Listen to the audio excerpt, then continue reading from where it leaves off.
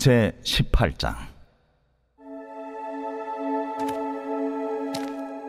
레위 사람 제사장과 레위의 온 지파는 이스라엘 중에 분깃도 없고 기업도 없을지니 그들은 여호와의 화제물과 그 기업을 먹을 것이라. 그들이 그들의 형제 중에서 기업을 가지지 않을 것은 여호와께서 그들의 기업이 되심이니 그들에게 말씀하심 같으니라. 제사장이 백성에게서 받을 몫은 이러하니 곧 그 드리는 제물의 소나 양이나 그 앞다리와 두 볼과 위라. 이것을 제사장에게 줄 것이요 또 내가 처음 거둔 곡식과 포도주와 기름과 내가 처음 깎은 양털을 내가 그에게 줄 것이니 이는 내 하나님 여호와께서 내 모든 지파 중에서 그를 택하여 내시고 그와 그의 자손에게 항상 여호와의 이름으로 서서 섬기게 하셨음이니라. 이스라엘 온 땅 어떤 성읍에든지 거주하는 레위인이 간절한 소원이 있어 그가 사는 곳을 떠날지라도 여호와께서 택하신 곳에 이르면 여호와 앞에 선 그의 모든 형제 레위인과 같이 그의 하나님 여호와의 이름으로 섬길 수 있나니 그 사람의 몫은 그들과 같을 것이요 그가 조상의 것을 판 것은 별도의 소유이니라. 내 하나님 여호와께서 내게 주시는 땅에 들어가거든 너는 그 민족들의 가증한 행위를 본받지 말 것이니 그의 아들이나 딸을 불가운데로 지나게 하는 자나 점쟁이나 기륭을 말하는 자나 요술하는 자나 무당이나 진언자나 신접자나 박수나 초혼자를 너희 가운데 용납하지 말라. 이런 일을 행하는 모든 자를 여호와께서 가증히 여기시나니 이런 가증한 일로 말미암아 내 하나님 여호와께서 그들을 내 앞에서 쫓아내시느니라. 너는 내 하나님 여호와 앞에서 완전하라. 내가 쫓아낼 이 민족들은 기륭을 말하는 자나 점쟁이의 말을 듣거니와 내게는 내 하나님 여호와께서 이런 일을 용납하지 아니하시느니라. 2월 2일 금요일, 오늘 우리가 함께 묵상할 말씀은 신명기 17장 14절에서 20절 말씀입니다. 어제 말씀부터 우리는 공직자와 관련된 말씀을 묵상하고 있습니다. 오늘은 왕에 대한 말씀입니다. 어제 말씀드렸듯 왕이 먼저 나오는 게 순서에 맞을 것 같은데 재판관 뒤에 나오는 이유가 무엇일까요? 오늘 말씀에서 그 답이 나타나는데요. 결론적으로 말하면 왕 역시 하나님의 거룩과 공의를 따라야 하는 하나님의 백성이기 때문입니다. 오늘 본문은 크게 세 부분으로 나뉘어져 있습니다. 14절부터 15절까지는 왕의 자격, 16절부터 17절까지는 왕이 하지 말아야 할 것, 18절 이후부터는 왕이 해야 할 의무에 대한 말씀입니다. 왕의 자격과 금기와 의무는 나오는데 왕의 특권 같은 부분은 나타나지 않고 있는 것도 주목할 부분입니다. 자, 그럼 좀 더 자세히 살펴보겠습니다.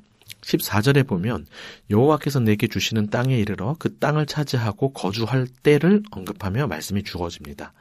이는 가나안 정복과 정착이 확실하다는 사실을 거듭 확인시켜주는 것이고 또 다른 한편으로는 가나안 토착민들이나 주변 민족들의 영향을 받을 수 있다는 현실적인 부분 또한 거듭 고려하며 예방을 해주는 듯 보입니다. 신앙생활 너무 쉽게 만만하게 생각해서는 안 됩니다. 말씀을 덮어두거나 세상에 눈 감고 신앙생활하면 사고 나기 십상입니다. 두 눈 똑바로 뜨고 한 눈은 말씀을 펼쳐 읽고 다른 한 눈은 이 세상을 읽으며 전략적으로 어떻게 신앙생활을 할 것인지 대비하는 지혜가 필요합니다. 이집트의 압제로부터 해방되어 광야에서 하나님 백성으로 훈련받은 이스라엘 백성들은 이제 가나안 땅에서도 하나님을 왕으로 모시는 백성으로 살아야 합니다. 그런데 워낙 주변의 영향을 받기 쉬울 것을 알기에 모세는 계속해서 유일하신 하나님만 섬기고 그분의 뜻인 율법에 순종하되 삶의 모든 면에서 거룩을 드러내야 한다고 말씀하고 있는 것이죠. 그러면서 경제와 사법에 관한 말씀이 주어졌고 오늘은 정치적인 부분, 왕과 관련된 말씀을 주시는 것입니다. 14절에 만일 우리도 우리 주위의 모든 민족들 같이 라는 말씀이 나오는데요. 주변 나라들의 영향을 받아 왕정을 요구하게 될 수 있다는 것입니다. 그러나 하나님은 왕정 시스템을 허용하지만 다른 나라들과는 차원이 다른 왕정 시스템을 허락해 주십니다. 인간 왕을 세워도 그 왕은 진짜 왕이신 하나님의 대리 통치자로서 역할을 하게 하는 것이죠.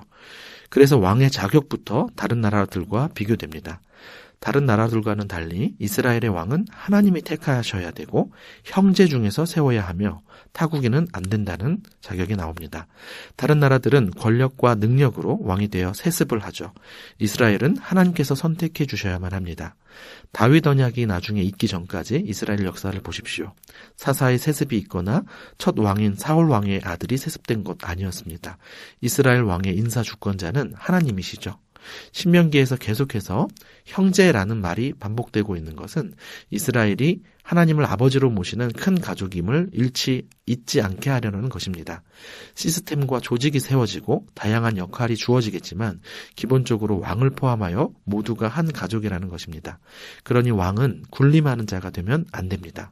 참고로 타국인을 왕으로 세우지 말라는 말씀은 폐쇄적 순혈주의를 추구하라는 것이 아닙니다. 하나님의 다스림이 지속될 수 있도록 하나님을 알고 그분이 행하신 일을 알며 그분과 맺은 언약을 알고 지킬 수 있도록 하는 것이 왕의 주요 책임이었기 때문이었습니다.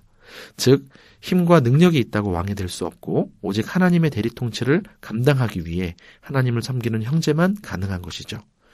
이어서 왕이 경계해야 하는 일이 나오는데요. 병마를 많이 두지 말고 아내를 많이 두지 말며 은금을 많이 쌓지 말라는 세 가지 경계입니다. 인간의 가장 근원적인 욕망인 돈과 권력과 성을 경계해야 한다는 말씀으로 묵상하고 적용해도 큰 문제는 없겠지만 세 가지 경계 사항들이 공통적으로 말하고 있는 핵심은 하나님만 의지하는 왕이 되어야 한다는 것입니다. 병마를 많이 두는 것은 군사적인 힘과 관련하고 아내를 많이 두는 것은 외부적으로는 다른 나라와의 관계를 강화하는 외교적 힘과 관련합니다. 내부적으로는 지방 귀족과의 혈연 관계를 맺어 정치적 힘을 확장하는 것과 관련하죠. 은금은 경제적인 힘과 관련합니다. 하나님께서 이것들을 금하신 이유가 무엇일까요? 이것들 자체가 죄악이라기보다도 하나님보다 힘을 숭배하게 되어 교만해지거나 하나님을 향해 마음이 떠날 수 있기 때문입니다.